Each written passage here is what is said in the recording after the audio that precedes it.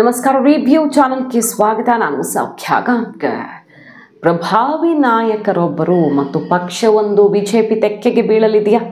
ಮಹಾರಾಷ್ಟ್ರ ಭರ್ಜರಿ ಗೆಲುವಿನ ಬೆನ್ನಲ್ಲೇ ಕುತೂಹಲಕಾರಿ ಚರ್ಚೆಯೊಂದು ಈಗ ದಿಢೀರ್ ಅಂತ ನಂಬೋದಕ್ಕೆ ಕಷ್ಟ. ಇದು ಆದರೂ ಇಂಥದ್ದೊಂದು ಚರ್ಚೆ ದಿಢೀರ್ ಅಂತ ಹುಟ್ಟುಕೊಂಡಿರೋದು. ಏನದು ಹಾಗಾದರೆ? ಯಾರು ಆ ಲೀಡರ್? ಮಿತ್ರ ಪಕ್ಷಗಳ ಜೊತೆಗೆ ಹೆಜ್ಜೆ ಹಾಕ್ತಿರುವಂತಹ ಬಿಜೆಪಿ ಕೇಂದ್ರದಲ್ಲೂ ಅಷ್ಟೇ, ಕೆಲವು ರಾಜ್ಯಗಳಲ್ಲೂ ಅಷ್ಟೇ ಮಿತ್ರ ಪಕ್ಷಗಳ ಜೊತೆಗೆ ಅನಿವಾರ್ಯ ಆಗಿರೋದ್ರಿಂದ ಬ್ಯಾಲೆನ್ಸಿಂಗ್ಗೆ ನಾಳೆ ಹೆಚ್ಚು ಕಡಿಮೆ ಮಾಡಬಾರ್ದು ಅನ್ನೋ ಕಾರಣಕ್ಕೆ ಜಾಣ ನಡೆಯನ್ನು ಅನುಸರಿಸ್ತಾ ಇದೆಯಾ ಅಂಥದ್ದೊಂದು ಬೆಳವಣಿಗೆ ಈಗ ಕಂಡು ಬರ್ತಾ ಇದೆ. ಮಾಹಿತಿ ಮುಂದೆ ಇಡ್ತಾ ಇದೀವಿ. ಮಿಸ್ ಮಾಡಿದ್ರೆ ನಮ್ಮ ಚಾನಲ್ನ ಸಬ್ಸ್ಕ್ರೈಬ್ ಮಾಡಿ, ನಿಮ್ಮ ಅಭಿಪ್ರಾಯ ಕಮೆಂಟ್ ಮಾಡಿ ತಿಳಿಸಿ. ವೀಕ್ಷಕರೇ, ಬಿಜೆಪಿಗೆ ಚೆನ್ನಾಗಿ ಅನುಭವ ಆಯಿತು. ಮಿತ್ರರು ಜೊತೆಗೆ ಇದ್ದರೆ ಕಷ್ಟ ಕಾಲದಲ್ಲಿ ಅನುಕೂಲ ಎಷ್ಟೋ, ಎಲ್ಲ ಸರಿ ಇದ್ದಾಗ ಕಷ್ಟಗಳು ಅಷ್ಟೇ ಬರ್ತವೆ ಅಂತ. ಫಾರ್ ಎಕ್ಸಾಂಪಲ್ ಮಹಾರಾಷ್ಟ್ರದಲ್ಲಿ ಆಲ್ಮೋಸ್ಟ್ ಬಹುಮತದ ಆ ಮ್ಯಾಜಿಕ್ ನಂಬರನ್ನು ಬಿಜೆಪಿ ಸ್ವಂತ ಬಲದ ಮೇಲೆ ರೀಚ್ ಆಗಿಬಿಟ್ಟಿದೆ. ಪಕ್ಷೇತರರು ಸೇರಿಕೊಂಡಿರೋದ್ರಿಂದ ಒಂದು 4 ಸ್ಥಾನದ ಕೊರತೆ ಇದೆ ಅಷ್ಟೇ. ಅದೇನು ದೊಡ್ಡ ವಿಚಾರ ಆಗ್ತಿರ್ಲಿಲ್ಲ. ಆದರೆ ಈಗ ಶಿವಸೇನೆ ಏಕನಾಥ್ ಶಿಂಧೆ ಅವರ ಬಣ ಯಾವ ರೀತಿ ಹಠ ಹಿಡಿದು ಕೂರ್ತು, ಆ ಖಾತೆ ಬೇಕು, ಈ ಖಾತೆ ಬೇಕು, 15 ದಿನ ಪ್ರಮಾಣ ವಚನ ಕಾರ್ಯಕ್ರಮ ನಡೆಸೋದಕ್ಕೆ ಲೇಟ್ ಆಗೋ ಹಾಗಾಯಿತು. ಮುಖ್ಯಮಂತ್ರಿ ಯಾರಾಗ್ತಾರೆ ಅಂತ ಡಿಸೈಡ್ ಮಾಡೋದಕ್ಕೆ ಸಿಕ್ಕಾಪಟ್ಟೆ ಸರ್ಕಸ್ ಆಯಿತು. ಹೈಕಮಾಂಡ್ ನಾಯಕರೇ ತಲೆ ಕೆಡಿಸ್ಕೊಳ್ಳೋಂಗಾಯಿತು.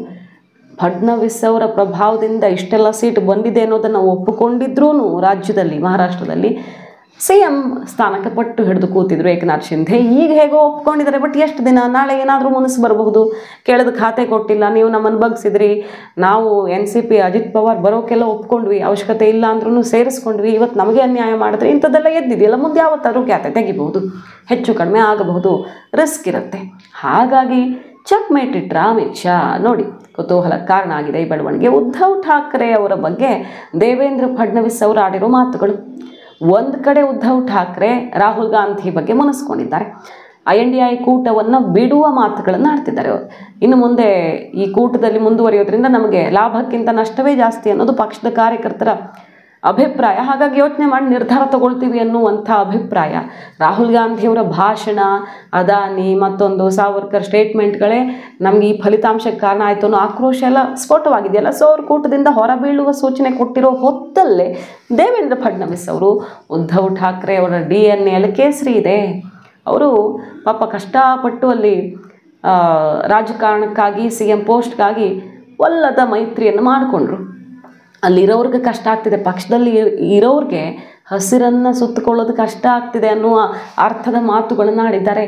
ಕೇಸರಿ ಅವರ DNA ಇದೆ, ನಮಗೆ ಸಹಜವಾದ ಮೈತ್ರಿ ಆಗಿತ್ತದು ಉದ್ಧವ್ ಠಾಕ್ರೆ ಅವ್ರ ಜೊತೆಗಿಂದು ಅಂತೆಲ್ಲ ಇತಿಹಾಸವನ್ನು ನೆನಪು ಮಾಡಿ ಕೆಲವು ಅಚ್ಚರಿಯ ಸುಳಿವನ್ನು ಕೊಡ್ತಿರೋದು. ಹಾಗಂತ ಈಗಲೇ ಬಂದು ಸೇರ್ಕೊಂಡು ಬಿಡ್ತಾರೆ, ಅದಕ್ಕೆ ಅವಕಾಶ ಇಲ್ಲ.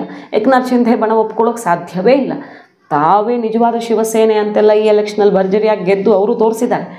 ಆದರೆ ಹೆಚ್ಚು ಕಡಿಮೆ ಆದರೆ ಉದ್ಧವ್ ಠಾಕ್ರೆ ಅವರದ್ದು ಒಂದು ಆಪ್ಷನ್ ನಮಗೆ ನಾಳೆ ಸಿಗಬಹುದು ಅನ್ನೋ ಮೆಸೇಜ್ ರವಾನಿಸಿರೋದಾ, ಅಥವಾ ಉದ್ಧವ್ ಠಾಕ್ರೆ ಅವರು ಅಂಥ ಚಾನ್ಸ್ ಸಿಕ್ಕಿದ್ರೆ ಮತ್ತೆ BJP ಜೊತೆಗೆ ಬರೋದಕ್ಕೆ ಸಣ್ಣದಾಗಿ ಮನಸ್ಸು ಮಾಡ್ತಾ ಇದ್ದಾರೆ ಅನ್ನೋ ಸುಳಿವಾಯ್ದು ಗೊತ್ತಿಲ್ಲ. ದೇವೇಂದ್ರ ಫಡ್ನವೀಸ್ ಅವರು ಆಡಿರೋ ಮಾತುಗಳು ಮತ್ತೆ ಉದ್ಧವ್ BJP ಜೊತೆ ಕೈ ಜೋಡಿಸ್ತಾರ ಅನ್ನೋ ಒಂದು ಚರ್ಚೆ, ಹೆಡ್ಲೈನ್ಗಳು ಎಲ್ಲ ಕಡೆ ಈ ಹೆಡ್ಲೈನ್ ಬಂದುಬಿಟ್ಟಿದೆ ಈಗ ನ್ಯಾಷನಲ್ ಮೀಡಿಯಾಗಳಲ್ಲಿ. ಇಂಥದ್ದೇನಾದರೂ ಆಗ್ತಿದೆಯಾ ಅಂತ ಈಗ ಆಗೇ ಬಿಟ್ಟಿದೆ ಅಲ್ಲ, ಮುಂದೊಂದು ದಿನ ಆಪ್ಷನ್ ಓಪನ್ ಇದೆ ಅನ್ನೋ ಮೆಸೇಜನ್ನು ಶಿಂಧೆ ಅವ್ರಿಗೂ ಕೊಟ್ಟಂಗಾಯಿತು. ಸೊ BJP ಈಗ ಮಹಾರಾಷ್ಟ್ರದಲ್ಲಿ ಮಾಡಿರೋ ಗೇಮ್ ಪ್ಲ್ಯಾನ್ ಮಿತ್ರರು ನಮ್ಮನ್ನು ಆಡಿಸೋದಕ್ಕಾಗಲ್ಲ ಅನ್ನೋದನ್ನು ಕ್ಲಿಯರ್ ಮಾಡ್ದಂಗೂ ಕಾಣಿಸ್ತಾ ಇದೆ ಈ ಮೂಲಕ.